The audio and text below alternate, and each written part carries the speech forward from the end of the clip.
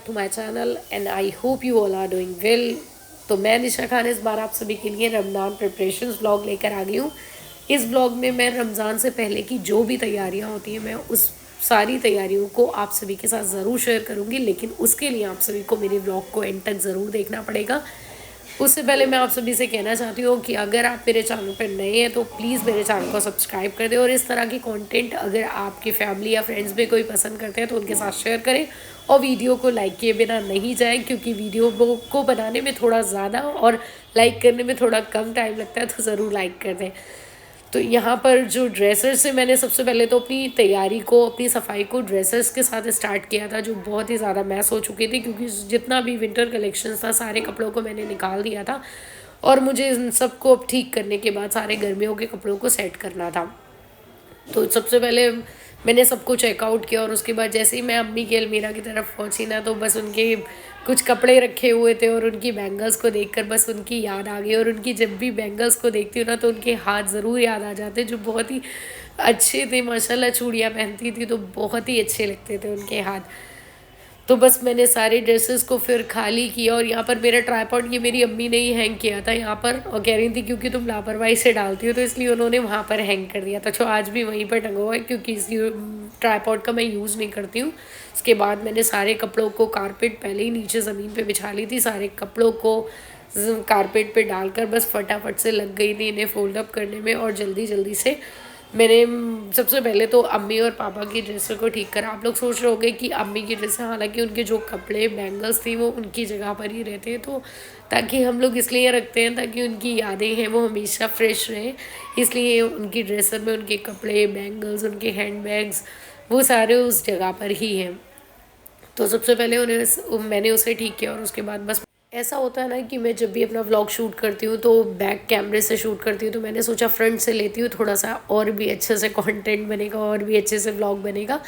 तो मैं हमेशा यही कोशिश करती हूँ। वैसे तो व्लॉग अब मम्मी के बाद बहुत ही कम बनाती हूँ, लेकिन जब भी बनाती हूँ तो अच्छे से अच्छा करने की कोशिश करती हूँ। और उसके बाद बस मैंने अपनी अलमीरा को थोड़ा सा सेट कर दिया था, लेकिन इसमें भी बाकी कपड़े डालने थे गर्मियों वाले, जो भी मैंने वॉश नहीं किए थे, बिना वॉशिंग के रख नहीं सकती थी, तो बस मैंने जो भी फ़िलहाल थे उन्हें ही रख दिया था, क्योंकि वो डायरेक्ट फिर वॉश होके प्रेस होते, फिर डायरेक्ट अच्छे से रख दिए जाते। उसके बाद मैंने थोड़ा सा ड्रॉर को चेक किया, तो उसमें बस मेरी नज़र मेरी स्किन केयर पे ही जाती है, तो बस मैंने इसे कुछ दिन पहले ठीक किया था, तो बस मैंने हल्के फुल्के से उसे हाथ से ही सेट कर लिया था, क्योंकि कुछ दिन पहले ठीक करा था, तो मैंने सोचा इस काम में थोड़ा सा कम वक्त लगाती हूँ और जल्दी से फटाफट से इसे भी फिनिश कर लेती हूँ। और उसके बाद मैंने सारे कपड़े जब ड्रेसर में रख दिए थे, उसके बाद मैंने कारपेट को फोल्ड अप किया, और ये मेरी कैट तो यहाँ पर खेल रही थी, बड़ा इंजॉय कर रही थी। जब भी मैं काम करती हूँ ये इधर उधर भागती रहती है। पूरे घर की डस्टिंग भी कर ली थी मैंने, जितने भी ड्रेसर्स थे सबको ठीक करने के बाद घर की डस्टिंग की। और मुझे ये नहीं समझ में आ रहा था ये घर में कोने क्षेत्रों में इतना ज़्यादा कूड़ा हो जाता और कितना ज़्यादा कलेक्ट हो गया था, मुझे मतलब यकीन नहीं होता। हर मंथ में मैं एक बार क्लीनिंग करती हूँ, फिर यकीन नहीं होता इतना ज़्यादा हर बार कूड़ा निकलता है।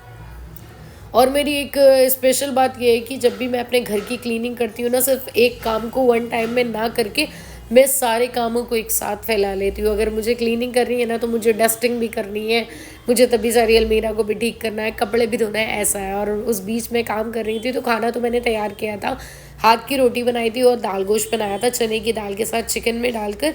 तो बस मैंने सोचा बस फटाफट से रोटी बनाई, मुझे भूख लग गई थी क्योंकि काम में काफ़ी एनर्जी यूज़ हो चुकी थी।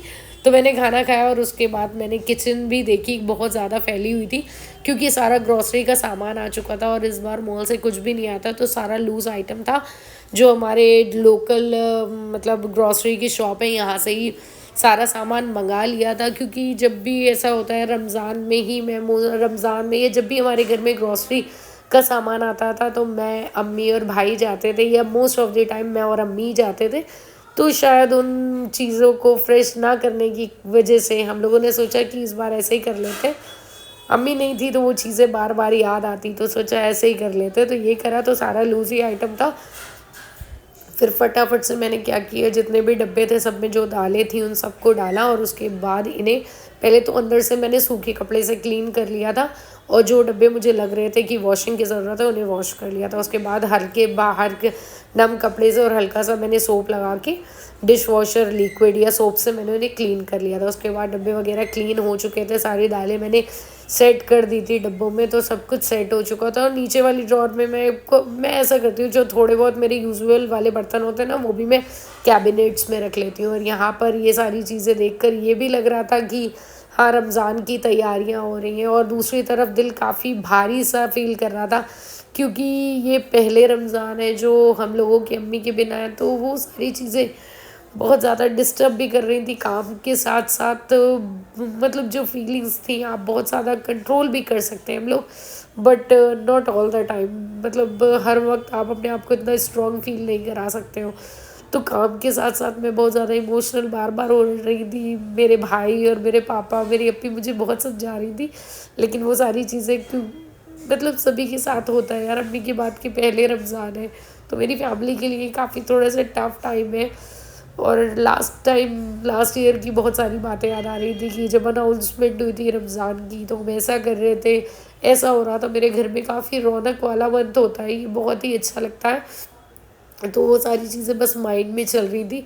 उसके साथ साथ मैं काम कर रही थी। मैंने यहाँ पर पैकेट वाले जो भी सामान थे उन सबको कैबिनेट में रख दिया था। और उसके बाद मैं कनस्तर में जो भी चीनी वगैरह थी उन्हें भी पलट रही थी, क्योंकि काम बहुत ज़्यादा, क्योंकि मैंने बताया ना कि काम बहुत ज़्यादा मैं एक साथ ही फैला लेती हूँ, तो उधर मशीन भी लगी थी। उस बीच मैं अपने बाकी काम भी देख रही थी। तो यहाँ पर मैंने चीनी वगैरह को पलट दिया था, लेकिन अभी कुछ बड़े बड़े आइटम रखे हुए थे जो मैंने किचन के बाहर ही टेबल और चेयर डाल के वहाँ रख लिए थे, ताकि मेरे दिमाग में रहे मुझे ये करना और इन सबको पलटना हो। यहाँ मैं ऐसा करती हूँ, जब भी मैं पैकेट ऑयल यूज़ करती हूँ या फॉर्च्यून ऑयल करती हूँ ना, तो मैं उसका सारा तेल अच्छे से निकल जाए कैबिनेट में इस तरह से लॉक करके छोड़ देती हूँ, ताकि सारा ड्रॉप बाय वो सारा कलेक्ट हो जाए। और मैं तो यहाँ पर काम कर रही थी, लेकिन जैसे ही थकान और थोड़ा सा सैड हो रही थी, मेरी नज़र इन अपनी कैट्स पे पड़ रही थी, जो बहुत ही मज़े कर रही थी। और जैसे ही मैं कैमरा को स्टार्ट कर रही थी, ये रुक जा रही थी, खेल रही थी, बहुत इंजॉय कर रही थी। और मैंने जो बेसन वगैरह थे सब उन सबको पलटा। और उसके बाद मेरे सारे जितने भी बड़े आइटम थे, सबसे पहले तो मैंने उन्हें मतलब मैंने उन्हें क्या करा, उन्हें फिल करने के बाद उन्हें रख दिया था। उन्हें मैंने क्लीन करके बस फिल करके रख दिया था, लेकिन उसे जगह पे नहीं छोड़ा था। तो यहाँ पर ये लोग खेल रही थी, मैं बार बार कैमरा स्टार्ट कर रही थी, वे वैसे ही रुक जा रही थी। देखिए आप देख सकते हैं यहाँ पर ये खेल रही थी, उसके बाद फिर एकदम से रुकी। उसके बाद फिर क्या हुआ, काफ़ी मैंने रात के 2 से ढाई बजे तक ये सारा ग्रॉसरी का सामान पलटा। और उसके बाद काफ़ी लेट हो गया था, तो बस मुझे भी नींद आ रही थी और थकान भी थी। तो बस मैंने किचन को थोड़ा सा समेटा, इस तरह से बर्तन वगैरह धो के, और इस तरह से सामान को थोड़ा सा साइड में रख दिया था, ताकि सुबह करूँगी। फिर मेरा रात के टाइम पे मेरा फेस वॉश करना था मुझे, और टूथब्रश करना था, तो बस वो करने के लिए मैं जा रही थी। तो यहाँ पर भी मेरी कैट्स बड़े इंजॉय कर रही थी, इन्हें तो बिल्कुल थकान नहीं होती, बड़े मज़े करते हैं। और नेक्स्ट डे बस मैं सुबह उठी, नाश्ता वगैरह करने के बाद मैं दोबारा से उसी कामों में लग गई थी। सबसे पहले मैंने नीचे का जो मतलब एरिया था, यहाँ पर मैं टंकियाँ वगैरह रखती हूँ, तो मैंने उसे क्लीन करके सारी टंकियों को सेट किया, क्योंकि रात में ही मैंने उन्हें सबको फिल करके बाहर से टंकियों को अंदर से क्लीन करके रख दिया था, लेकिन नीचे के एरिया को क्लीन नहीं किया था। तो मैंने सुबह सबसे पहले उसी काम को किया। और उसके बाद यहाँ पर मैं सुबह उठकर मैंने नीचे के एरिया को क्लीन किया। और उसके बाद टाइल्स थी, और मुझे आई डोंट नो वाई मैं किचन की पूरी क्लीनिंग कर लेती हूँ बहुत ही खुशी खुशी, लेकिन जब टाइल्स की बारी आती है ना, मुझे बहुत ही ज़्यादा इरिटेट करता है ये काम किचन में। मैं भी बताया रीज़न ये है कि वहाँ पर स्टैंड लगा हुआ है बार बार, और मुझे या तो बिल्कुल ऐसा हो प्लेन वॉल हो तो इजीली वहाँ पर क्लीन हो जाते हैं, लेकिन यहाँ पर बोर्ड होते हैं, फिर उसके बाद स्टैंड्स भी होते हैं, तो बस मुझे थोड़ा सा ट्रिकी लगता है, तो मुझे इरिटेट भी करता है ये काम, जिसे मैं बहुत ज़्यादा प्रोकास्टिनेट कर रही थी, लेकिन फाइनली मुझे करना पड़ा। फिर मैंने कर लिया उस काम को। तो एक साइड की मैंने सारी टाइल्स को क्लीन किया, और उसके बाद फ्रंट जो वॉल थी किचन की उसे क्लीन करें। यहाँ पर अभी अदरक आप देख रहे होगे, इसे भी अभी तक मैंने पील ऑफ नहीं किया था। ये सब ख़त्म करने के बाद वो भी करना था, तो मैंने और किचन की टाइल्स तो इतनी गंदी होती है, मतलब लगता है जैसे बरसों से उन्हें वॉश नहीं किया गया। हालांकि हर मंथ क्लीनिंग होती है, लेकिन मैं व्लॉग आप सभी के साथ कम ही शेयर कर पाती हूँ, क्योंकि एक जैसा हमेशा व्लॉग मैं आप सभी के साथ शेयर नहीं कर सकती कि मंथली हम हर मंथ ही शेयर कर रही हूँ। तो ये रमज़ान का स्पेशली रहता है, ये बहुत ज़्यादा टाइम बाद लगता है कि हाँ नहीं शेयर किया, तो अब कर लेती हूँ। मैंने वॉल्स के साथ साथ टाइल क्लीन करी, उसके बाद गैस को क्लीन किया और जो मेन स्लैब थी उस पर भी अच्छे से साबुन लगाया, क्योंकि बहुत मतलब ऐसा होता है किचन ना बहुत चिप करने लग जाती है। ऑयल के काम होते हैं यहाँ पर तो थोड़ा सा चिप होता है। मैं 2 व्यू से आपको दिखाने की कोशिश कर रही थी, क्योंकि मैं कैमरा खुद पकड़ी हुई थी, तो एक बार जूम करके एक बार थोड़ा सा मैं जूम करके कोशिश कर रही थी, पिक्सल को चेंज करके मैं कोशिश कर रही थी आप सभी के साथ शेयर कर सकूं। तो यहाँ पर मैंने एक साइड की स्लैब आप देख सकते हैं अल्हम्दुलिल्लाह कितनी अच्छे से क्लीन हो गई थी, इवन शाइन कर रहा था। मुझे ऐसा लग रहा था किचन का स्लैब भी मतलब अलग से शाइन कर रहा है। तो एक कॉर्नर बिल्कुल क्लीन हो चुका था, तो मैंने गैस को भी क्लीन करा और उस तरफ अपना सैंडविच मेकर और अपना ये तंदूर को भी साइड रख दिया था। बहुत ही अच्छे से क्लीन हो गया था और उसके बाद मैंने किचन को फाइनल कर दिया। लेकिन ये थोड़े बहुत बर्तन रखे हुए थे स्टैंड में, मैंने सोचा अब ये शाम तक के काम है जो चलते ही रहेंगे, लेकिन अब इसके लिए मैं व्लॉग को एडिट करने में या अपलोड करने में अब देर नहीं कर सकती, इसलिए मैंने बस यहाँ तक का शूट था, उसके बाद मैंने बाद में काम के लिए छोड़ दिए थे।